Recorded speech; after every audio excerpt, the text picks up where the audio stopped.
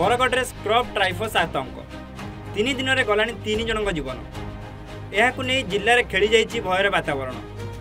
मृतक मैंने हेले बुंगापल्ली गाँव सरोज प्रधान, पद्मपुर सखी प्रधान और शिखा राणा। मात्र जिला स्वास्थ्य विभाग पाखे नहीं खबर।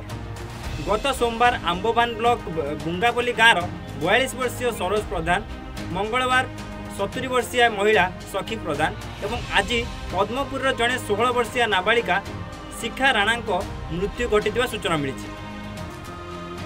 तेबे एमाने एक घरोई हॉस्पिटल चिकित्सित होता बेले मृत्यु होइतबार अभियोग रही। एवं आउ 12 जन घरोई डाक्तखाना चिकित्सित होता जमापड़ी।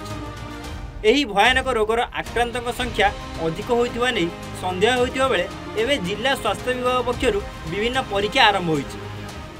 देखुन आमर तो सेप्टेम्बर 10 सुधा ये मास 20 जन को टेस्ट होती सेप्टेम्बर मसरू से 3 जन पॉजिटिव अच्छन आउ 3 जन जाकर स्टेबल अच्छन से माने घरे चिकित्सा रोचन आमर हॉस्पिटल पर्यंत भर्ती कहीं ना जेनटा आपन कहउछन सेटा सब प्राइवेट क्लिनिक आमर इन्वेस्टिगेट करवा लगे आईडीपीएचओ डीसी आमर एपिडेमियोलॉजिस्ट डॉक्टर सतीश जाइतिले जहाँ शुणा जाऊँगी सत से 3 जन डेथ होती बोलिकी प्राइवेट क्लिनिक।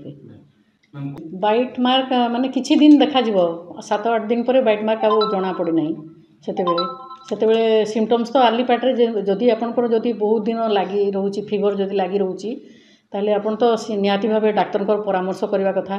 तापर आमर हॉस्पिटल एलिसा टेस्ट होची स्क्रब टाइफस जोटा सेटा प्लेंटिली एवेलेबल अच्छी से आपन डाक्तर परामर्श नेले से माने निश्चित भाव में कहे से टेस्ट करवा लगी। अन्य पक्षरे वर्तमान मध्य घरोई हॉस्पिटल 12 जन चिकित्सा होइतुवा एवं 3 जन मृत्यु होइतुवा खबर जिला स्वास्थ्य विभाग पाखे नथिला। खबर प्रसारण पर स्क्रब टाइफस रे मृत्यु घटितिबा कथा को स्वीकार करछन्ती सीडीएमओ।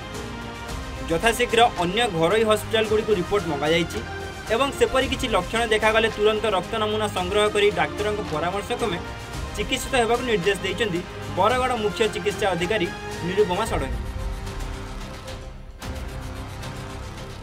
बरगढ़ चित्तरंजन साहू रिपोर्ट सूचना टी।